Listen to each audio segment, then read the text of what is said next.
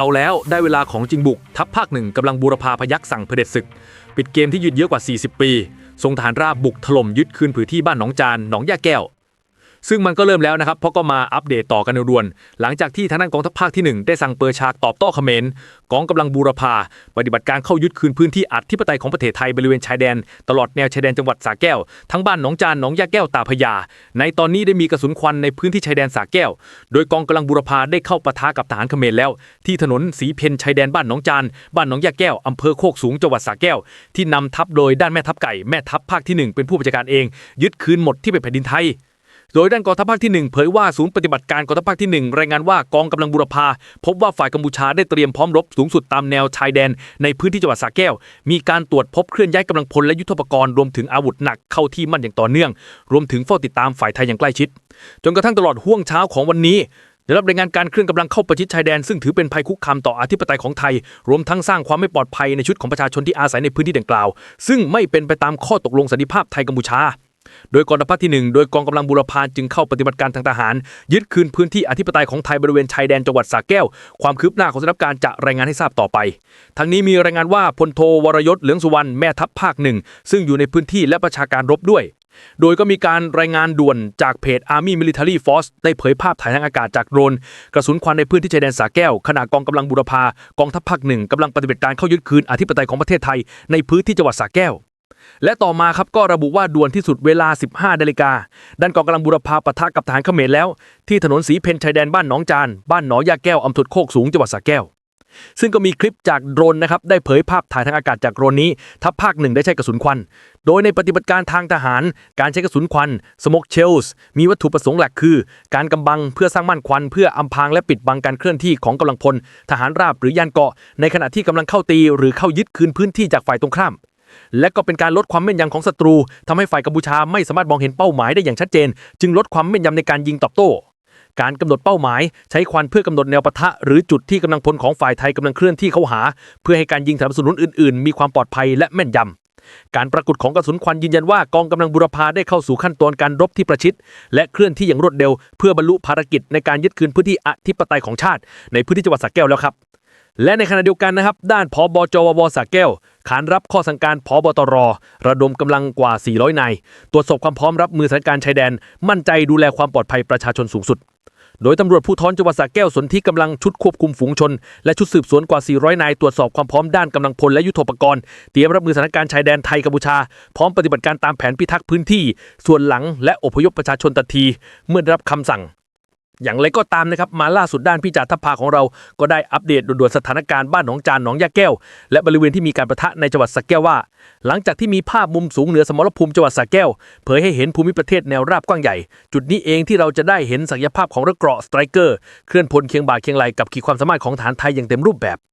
แต่ว่าสถานการณ์ล่าสุดทหารราบเปิดฉากปะทะเดือดแล้วที่บ้านกุดเวียนโดยเป้าหมายสำคัญของไทยในครั้งนี้ชัดเจนมากคือการซัดให้กัมพูชาหมดสภาพภัยคุกคามและต้องหมดสภาพเป็นทหารไปตลอดกาลและล่าสุดก็เผยว่าตอนนี้กำลังพยายามควบคู่ไปกับการยื่นคำขาดจากรัฐบาลไทยส่งสารเตือนตรงไปยังรัฐบาลและกองทัพกัมพูชาให้ยุติการยิงอาวุธหนักทุกชนิดข้ามพรมแดนโดยทันทีโดยขีดเส้นตายคือในเวลา 16 นาฬิกาของวันนี้เท่านั้นถ้าไม่ฟังอย่าว่ากูไม่เตือนนี่คือเสียงประกาศศักดาจากกองทัพไทยแต่ดูเหมือนอีกฝั่งจะไม่ยอมตบมีรายงานจรวด BM21 ตกในพื้นที่โคคลานตาพญาและที่ปราการ80สระแก้วก็กำลังโดนโจมตีอย่างหนักหน่วงแต่ด้วยความเก่งกล้าของทหารไทยเราเชื่อมั่นว่าจะสู้ได้และไล่ผู้รุกการออกไปได้อย่างแน่นอนล่าสุดที่บ้านมะค่าปมตำบลโคคลานโดยจรวด BM21 ตกใส่ไทยเราไม่รอช้ายิงสวนทันทีตอนนี้ปืนใหญ่ของเรากำลังสาดกระสุนโตกับตามวิถีกระสุนแบบตาต่อตาฟันต่อฟันครับและในขณะเดียวกันนะครับด้านเพจ Army Military Force ก็ได้โพสต์คลิปว่าโคตรแม่นเมื่อสักครู่ที่ผ่านมาทหารไทยได้ทำการยิงปืนใหญ่เพื่อทำลายถนนที่เป็นเส้นทางเข้าสู่ฐานแนวฟันของทหารกัมพูชาในพื้นที่จังหวัดอุดมมินชัยปฏิบัติการดังกล่าวมีวัตถุประสงค์ในการตัดเส้นทางการขนส่งเสบียงและกำลังพลของฝ่ายกัมพูชาและต่อมาก็มีการเปิดวินาทีที่ F16 ของไทยเปิดฉากทิ้งไข่ใส่ฐานทหารเขมรในพื้นที่แนวหน้าและล่าสุดครับก็มีคลิปโชว์ความแม่นของทหารไทยหลังสอยโดนเขมรได้เพียงนัดเดียวด้วยปืน M16A3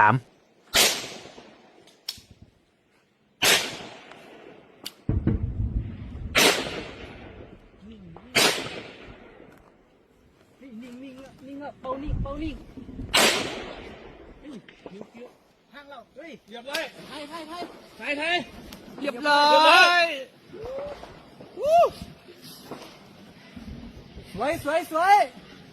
วยงามมาก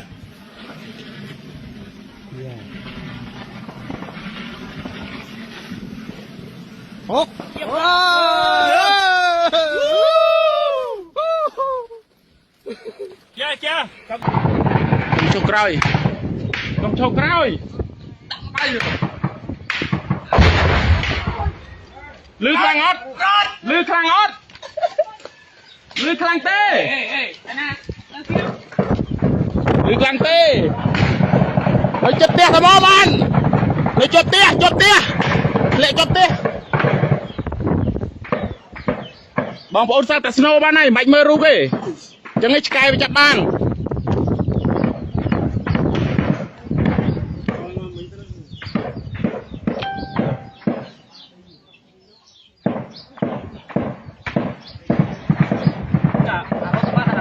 ทางดอมินเจย์ดอมินเจย์ทางดอมินเจย์ยิงเจงตนารุย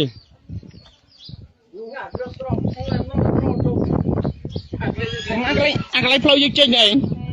มาส่งกรบเจียบซัวพวกมาของพ่อนี่มากรบไม่ของพ่อเราจัดกลสเปียนโอเบจอนของพ่อนี่ไม่นี่เลี้ยมากรบของพ่อใส่ห้อยมาตัวมองพ่อเพื่อการจุ่มเลี้ยจิ้มต้นมาเนี่ยกระไรกรบเลี้ยไม่มาเนี่ยมากรบไม่ห้อยทลมของพ่อนี่จัดกลสเปียนโอเบจอนมาตู้ให้จุกใจมาจานกรอบไปของพ่อนี่กระไรเคลี้ยไม่ของพ่อนู่มาของพ่อเจี๊ยบรอดยังของพ่อมาสมคนของพ่อ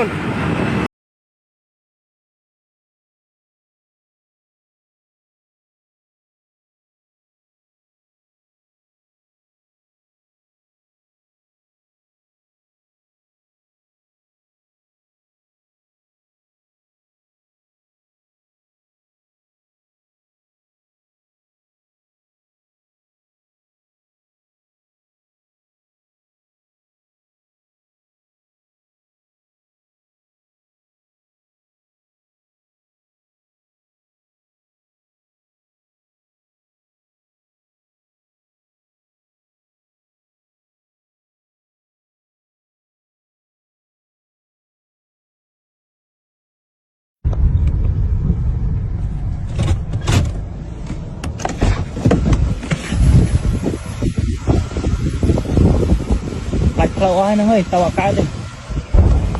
สวยคงจะพลาวได้ป่ะ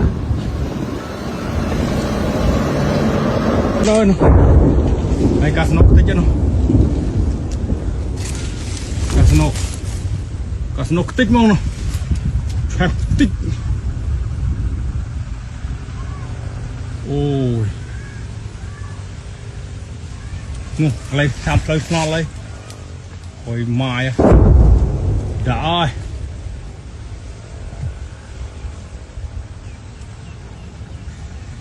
นี่ได้นุ่มเนยใช้ไปโอ้ต่อเนี่ยต่อดิงอขังบอสบอยลึกกึมได้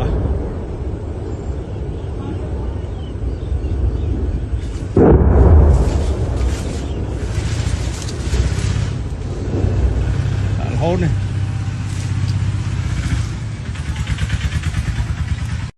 บ้านนี่